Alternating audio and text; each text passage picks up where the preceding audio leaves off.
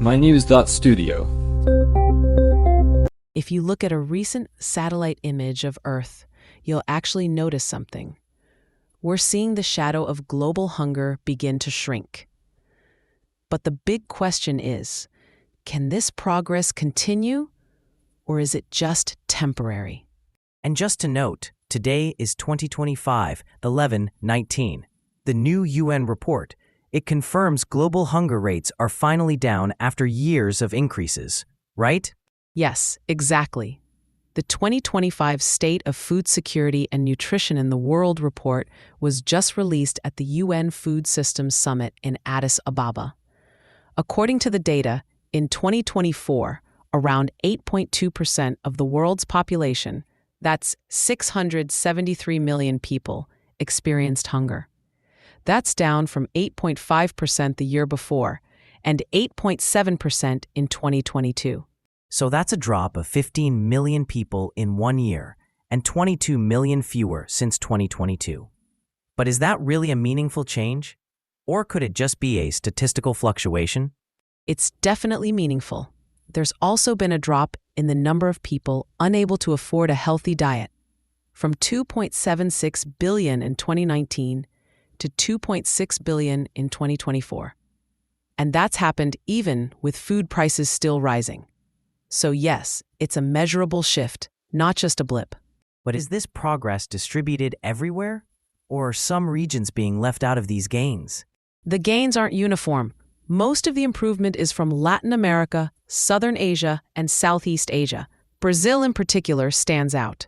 Just this year, it was taken off the UN hunger map, meaning its undernourished population has dropped below 2.5%.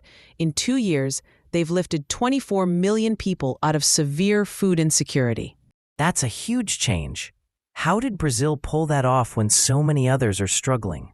It came down to a mix of public policies, targeted social programs like Bolsa Familia, and a national focus on food justice. The real shift was connecting social protection with food aid and job creation.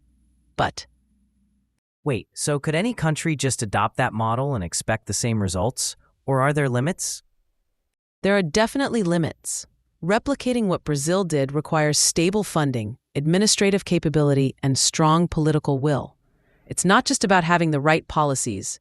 It's about actually carrying them out and keeping that commitment over time. So while some countries are seeing real improvements, others are actually seeing things get worse. Where is hunger rising right now? Sub-Saharan Africa and Western Asia are the hardest hit. In Africa alone, more than 20% of people, that's 307 million, are affected by hunger.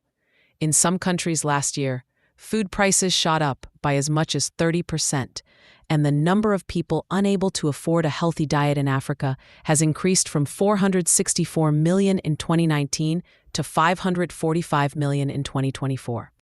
That's a major increase. What's driving that? Is it mostly economic, or are there other causes? It's a mix. Conflict, climate extremes, and economic instability are all at play. In places like Gaza, South Sudan, and Yemen, these factors overlap. So, while the global numbers improve, these hotspots stay trapped in crisis. Are there any interventions that have worked well in those regions? Or is it really just about more money? Money helps, but it's also about how it's used.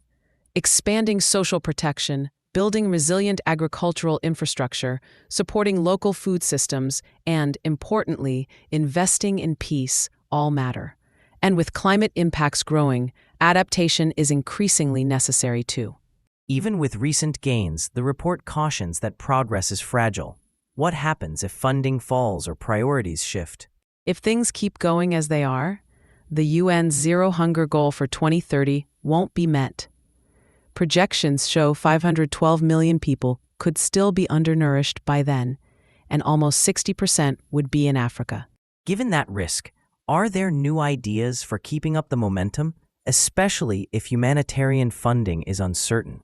There are some proposals, co-investment models with private sector and NGOs, using technology for transparency and efficiency, and trying to diversify funding sources. The goal is to keep progress going, even as traditional aid becomes less certain. But is technology actually making a dent, Or is that more of a future hope? Technology does help, especially with data collection, targeting aid, and tracking results. But it's not a fix-all. It works best alongside strong social and economic policies. So to sum up, the world has shown real progress is possible. But if we stop investing, adapting, or working together, we could lose ground again. That's right. The drop in hunger rates shows what's possible when there's coordinated global action. The challenge now is to keep building on that, especially as new crises emerge. It's an issue that touches everyone because hunger affects health, stability, and opportunity everywhere. Today marks the first real progress in years, but there's still a lot of work ahead. Thanks for listening. This episode was brought to you by mynews.studio. Try it now, free of charge.